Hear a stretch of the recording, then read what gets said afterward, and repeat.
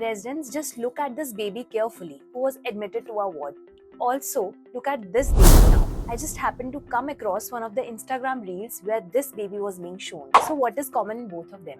Baby is chubby, feeding excessively, and when you look at the face, you see hypertrichosis. So can you diagnose this? Think about the physiology, not just the textbook picture. So this is congenital hyperinsulinism.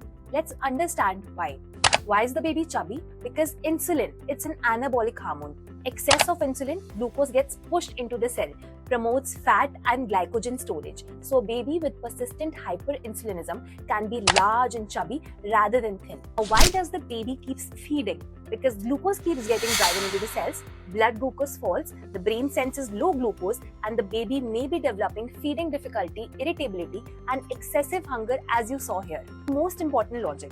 Why are the ketones low? Normally, when the glucose falls, decreased insulin will increase the lipolysis that will cause fatty acids to convert into ketones. But in hyperinsulinism, insulin remains high, so lipolysis is blocked, ketones production is suppressed, so you get hypoglycemia, hypoketosis and hyperinsulinism. So now if you have same patient in the ward or NICU and suddenly his blood glucose drops, what do? You take the critical sample. The mnemonic for that is big fat C.